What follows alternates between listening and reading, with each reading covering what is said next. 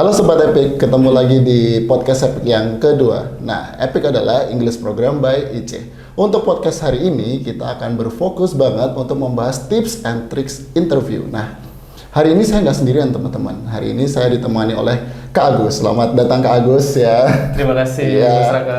siap. Nah, hari ini teman-teman, mungkin kita akan bisa mendapatkan banyak info-info update terbaru dari Kak Agus. Nah, biar teman-teman Epic ini semua tahu ya, mungkin Kak Agus bisa memperkenalkan diri dulu Kak Agus. Oke, terima kasih atas kesempatannya.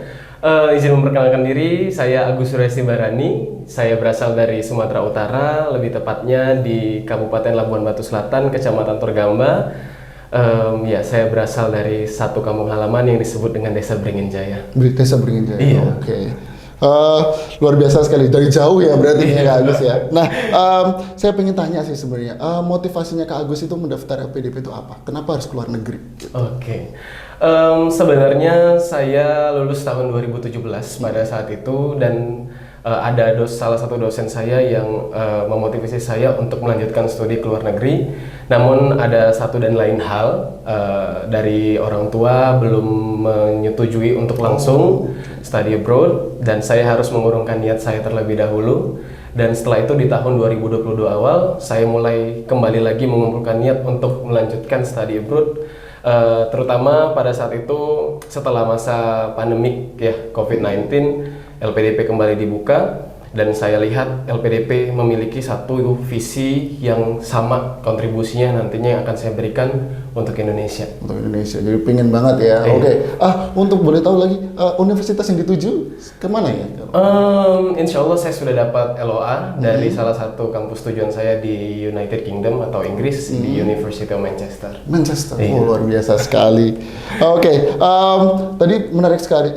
LPDP memiliki visi yang sama dengan Kak Agus ya. Boleh diceritain nggak kenapa sih milih LPDP in specific gitu? Kenapa bukan beasiswa? Kan beasiswa ke UK banyak ya pasti ya. Tapi kenapa sih spesifiknya LPDP gitu? Ya, kembali lagi ya dari tempat di mana saya berasal. Kebetulan saya sebagai anak kampung dan pada saat itu saya memiliki motivasi yang kuat kenapa harus keluar negeri dan kenapa LPDP. Saya ingin membuktikan gitu ya. Kebetulan saya dari kampung halaman dan belum ada satu orang pun yang bisa melanjutkan pendidikan terutama S2 ke luar negeri. Jadi itu salah satu motivasi terkuat saya ingin menunjukkan kepada generasi muda di tempat di mana saya bertempat tinggal gitu ya, bahwasanya generasi muda di Indonesia ini juga memiliki kemampuan dan hak yang sama untuk melanjutkan studinya di luar negeri ataupun di dalam negeri. Nah, kenapa saya pilih LPDP sendiri gitu ya? Sebelum saya mendaftar, saya riset dulu terlebih dahulu pasti gitu ya. Saya lihat gitu visi dan misi LPDP yang sesuai dengan niat baik saya untuk membantu meningkatkan sumber daya manusia. Terutama saya orang yang sangat termotivasi untuk membantu siswa dan siswi saya. Kebetulan saya juga seorang guru. Oh, gitu guru juga ya, luar benar. biasa. Jadi saya pengen jadi role model bagi orang-orang sekitar saya. Dan kemudian saya menemukan LPDP yang dimana LPDP peningkatan sumber daya manusianya adalah fokus utama tujuan LPDP itu sendiri. Oh, sudah mengajar berapa tahun Mas? Saya dari tahun 2017 setelah lulus kuliah langsung mengajar, mungkin sekitar 6 tahunan. 6 tahun mengajar lalu mencoba untuk LPDP itu dan dapat gitu ya. Wah, luar biasa sampai sekali. detik ini juga masih ngajar. Masih ngajar juga sampai hari ini. Wah, luar biasa. Jadi memang dedikasinya untuk mengajar ya, untuk mengajar. Memang sangat mencintai dunia pengajaran gitu ya. Benar. Oke, luar biasa. Wah, mantap sekali nih Kak Agus, dedikasi untuk bangsa itu ya. Mungkin tadi seputar experience-nya Kak Agus gitu ya. Mungkin kita bisa lebih spesifik lagi Kak. Jadi teman-teman Epic ini pada penasaran gitu kan, interview LPDP itu kayak gimana sih? Mungkin mereka yang belum pernah ngerasain itu pengen tahu ya, kayak gimana sih kita. Mungkin Kak Agus bisa menceritakan dulu mekanismenya tuh gimana sih interviewnya? Apakah online, offline, masuk ke ruangan atau bagaimana gitu? Basic-basicnya dulu deh. Ya, semenjak masa pandemi COVID-19 gitu ya, interview LPDP berubah menjadi online. Jadi pada saat dimana saya mengikuti seleksi substansi ya ataupun interview dari LPDP, pada saat itu mekanismenya online. Kita diberikan waktu sekitar 45 menit lebih kurang untuk durasi interviewnya gitu 45 menit itu durasinya, belum sama nunggu-nunggunya ya? Belum gitu. Belum. Jadi nanti kita bakal diberikan jadwal gitu ya, seminggu sebelum tes substansinya kita akan diberikan jadwal oleh LPDP. pada tanggal berapa dan di jam berapa pada hari itu. Jadi kita tinggal menunggu gitu. Contoh seandainya kita dapat di jam 10 pagi nih gitu. Jadi alangkah lebih baiknya 2 jam sebelum jadwalnya kita sudah masuk ke link Zoom yang diberikan oleh pihak LPDP sendiri. Nah, jadi kalau untuk di interview sendiri, saya rasa mempersiapkan segala hal yang terutama paling krusial menurut saya pada saat itu, karena kebetulan saya LPDP percobaan ketiga. Percobaan ketiga. Iya, Oke. baru rezeki gitu ya, baru lulus gitu ya. Karena di percobaan kedua pada saat itu ada kendala teknis gitu ya, seperti yang saya ceritakan gitu ya, bahwasanya teknis di online interview itu cukup krusial gitu ya. Di mana kita harus memperhatikan laptop gitu ya, PC yang kita pakai, ataupun yang paling sangat penting adalah internet ya, betul. ataupun jaringan. Karena pada saat itu saya ada sedikit gangguan di masalah jaringan gitu. Itu yang gangguan di masalah jaringan tuh waktu yang percobaan kedua. Iya benar. Oh, lalu apa yang terjadi Mas? Ada Substansinya. percobaan udah masalah jaringan tuh terus apa yang terjadi? Iya, yang sangat-sangat kita takutkan gitu ya. Artinya kayak pihak interviewernya gitu kan, mereka menunggu untuk kembali lagi stabil jaringan kita, dan kita tidak tahu pada saat itu kondisinya sedang benar-benar dalam keadaan baik mood interviewernya atau tidak gitu kan. Jadi benar-benar yang harus kita jaga dari awal adalah dari segi teknis, PC yang kita pakai, dan internet ataupun jaringan yang pada saat itu harus stabil. Oh, jadi tiga kali itu interview semua? 2 kali percobaan kali. ketiganya Percobaan saya ketiganya, baru. baru. Kalau di percobaan pertama pada saat itu saya gagal di TBS. Oke, tapi itu Iya. yang ketiga langsung dapat ya? Iya. Luar biasa. Oke, jadi tadi online ya, online itu kalau boleh tahu, ini detail aja teknis ya, itu kameranya berapa? Apakah cuma satu device dari laptop atau harus ada HP atau bagaimana itu? Kebetulan karena kita pakai device-nya itu laptop gitu ya, kita hanya menggunakan satu kamera yang memang tersedia di PC, personal computer ataupun laptop kita. Jadi kalau ada sedikit tips ataupun trik Boleh, dari boleh. saya gitu, kalau seandainya untuk di online interview dan penggunaan PC-nya, jadi saya selalu bilang ke teman-teman, mungkin setelah saya lulus, saya juga berkontribusi untuk membantu teman-teman juga yang mempunyai mimpi besar untuk melanjutkan studinya di dalam negeri ataupun di luar negeri. Dan saya bilang ke mereka gitu, kalau seumpamanya saat online interview itu ada tipsnya. Yang pertama, ketika kita menjawab pertanyaan dari pihak interviewnya gitu, mata kita tertuju kepada kamera PC-nya kita. Oke. Agar apa? Agar terjalin yang namanya eye contact. Eye contact. Nah, dengan para interviewnya, karena di dalam LPDP sendiri ada beberapa gitu yang nantinya akan menginterview kita. Beberapa? Salah satunya ada psikolog gitu. Oke. Nah, jadi psikolog ini kan yang bakal melihat nih dari sorotan mata kita, apakah kita benar-benar tulus, jujur gitu ya, tidak berbohong.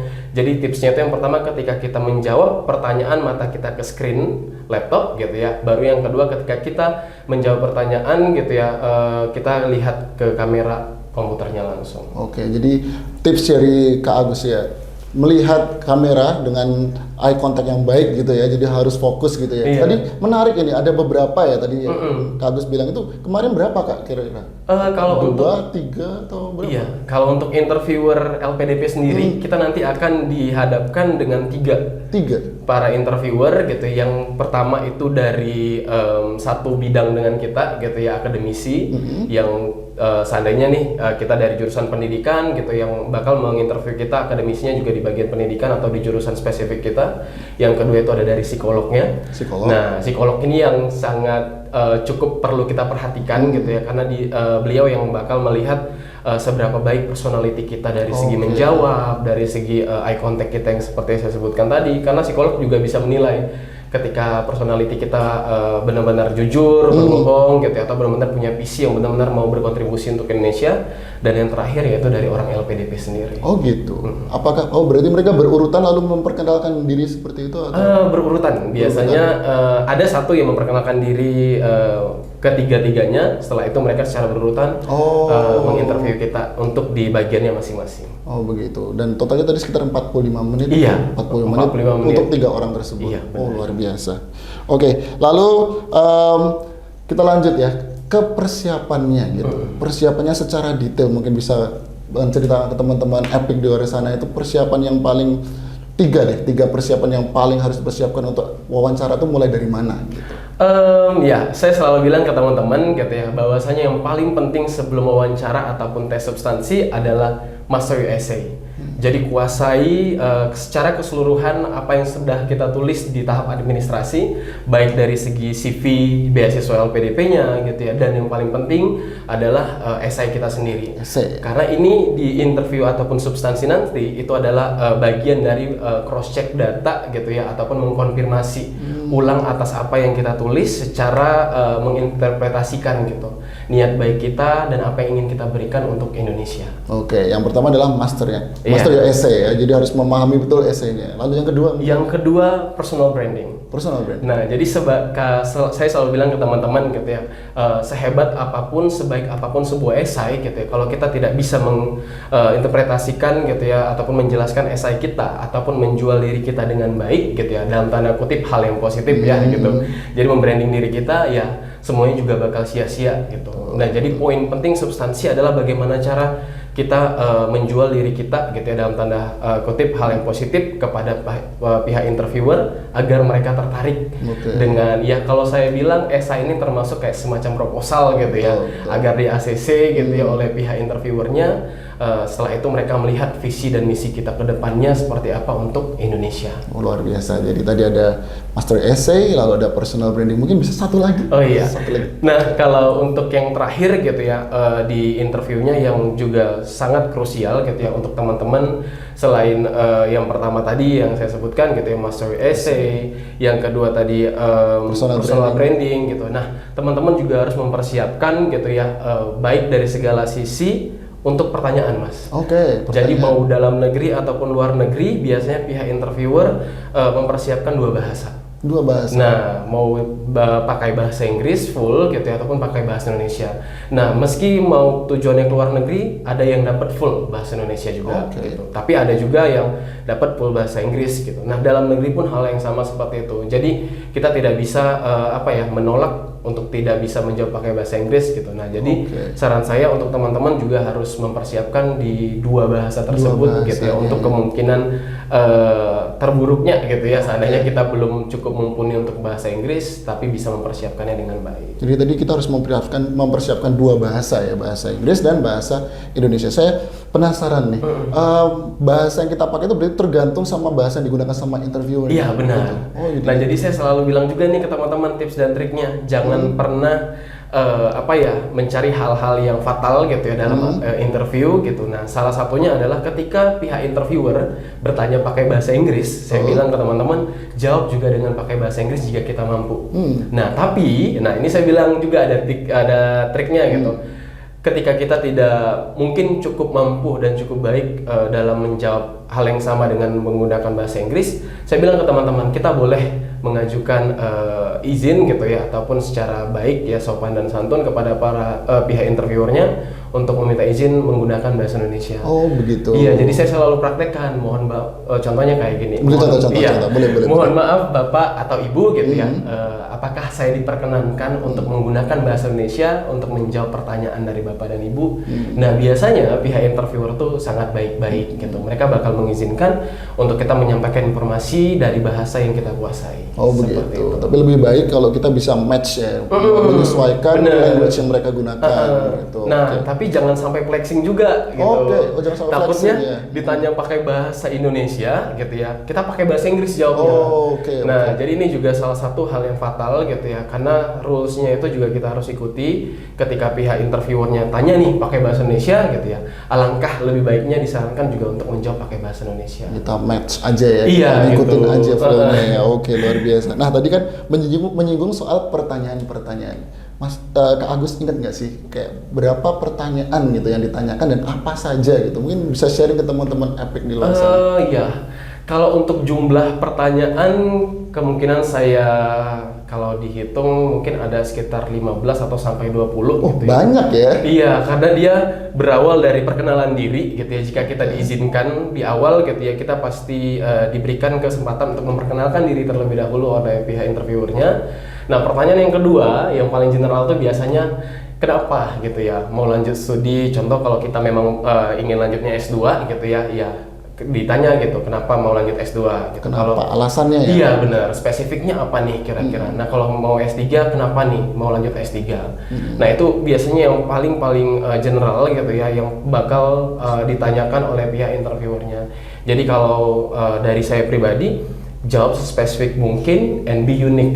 Nah, jadi kebanyakan orang mungkin sekarang di luar sana sudah banyak gitu ya bertanya kepada para awardee juga gitu ya.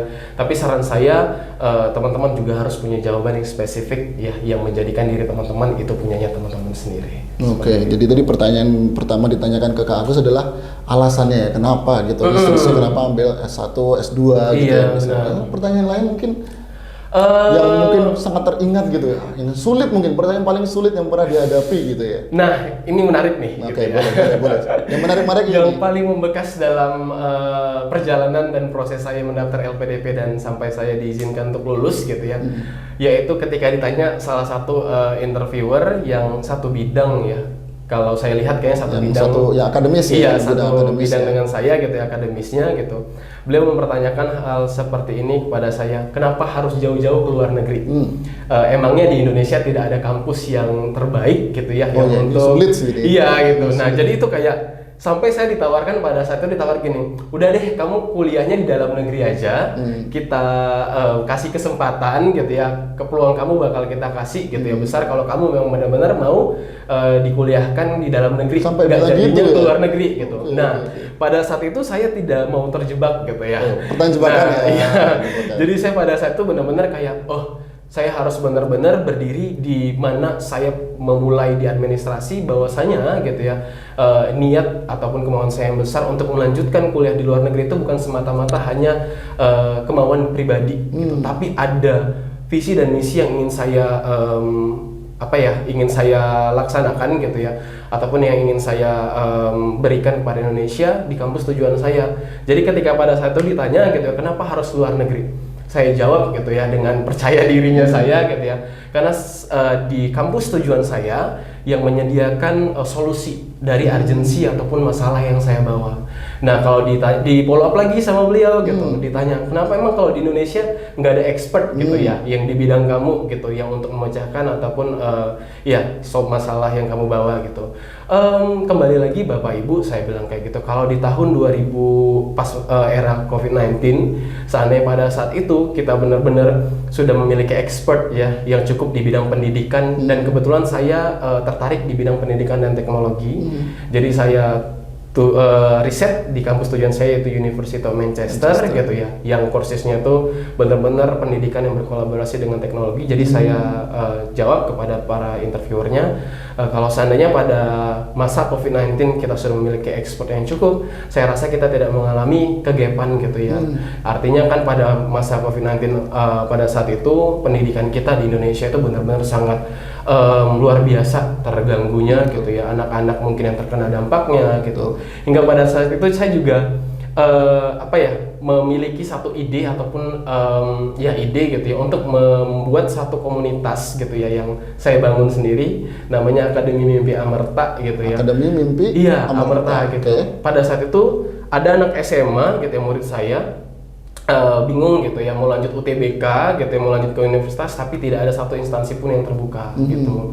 Jadi saya sarani mereka minta satu atau dua orang untuk bertemu dengan saya gitu ya, karena pada saat itu tidak ada, ya saya membantu mereka untuk melanjutkan ke tingkat universitas dan menyiapkan seleksinya gitu. Nah jadi saya jawab pada saat itu seperti itu, karena ada courses dan expert ya yang saya tuju, yang nantinya setelah saya selesai dari studi saya di University of Manchester, saya kembali untuk mengaplikasikan hal tersebut kepada pendidikan yang ada di Indonesia. Jawabannya luar biasa ya. Terus pantas langsung dapat gitu ya. Yang ketiga ini dapatnya jawabannya luar biasa sekali. Tapi waktu langsung spontan yang menjawabnya ya. Iya, ya itu tadi saya bilang juga ke teman-teman kalau pas lagi mock up interview gitu ya, saya bantu mereka untuk latihan gitu. Saya bilang ada pertanyaan-pertanyaan yang nanti mungkin di luar ekspektasinya kita. Betul. Tetapi saya selalu percaya kalau teman-teman daftar LPDP dengan niat yang baik, kemauan yang besar gitu ya, saya yakin pertanyaan-pertanyaan yang di luar ekspektasi teman-teman itu bakal bisa terjawab secara spontan. Karena semuanya datangnya dari hati gitu. Jadi kayak Tuhan tuh bantu gitu loh. Jadi yang tanpa kita persiapkan pun ternyata kita bisa menjawab dengan hal yang baik dan benar-benar bisa diterima oleh pihak interviewernya. Oke, mantap sekali. Selamat tulus yang tulus ya. Oke, jadi tadi pertanyaan pertama adalah soal alasannya. Iya. Lalu pertanyaan yang paling unik adalah tadi kenapa harus keluar negeri gitu? Iya, Kenapa benar. nggak di dalam negeri aja gitu? Terus sampai digodain gitu ya, diberikan percobaan-percobaan gitu. Tapi itu berhasil teguh ya. Lalu Benar. mungkin kalau misalnya saya bisa tanya, ada nggak sih pertanyaan yang mengarah ke leadership? Oh, jelas ada Mas. Oke, boleh di-spill nggak? Gitu? Iya. Pertanyaan seperti apa gitu? Jadi pasti ya, karena di CV beasiswa selain SI gitu ya, kita juga disuruh isi beberapa kayak kekuatan kita, kelebihan ataupun kelemahannya kita gitu, hal yang paling membanggakan gitu ya, ataupun hal yang tidak membanggakan dalam hidup kita gitu. Nah, jadi kalau dari segi leadershipnya gitu ya, mereka juga pertanyakan gitu. Nah, jadi kalau pada saat itu saya menjawab gitu ya dari titik di mana saya menjadi seorang guru gitu ya.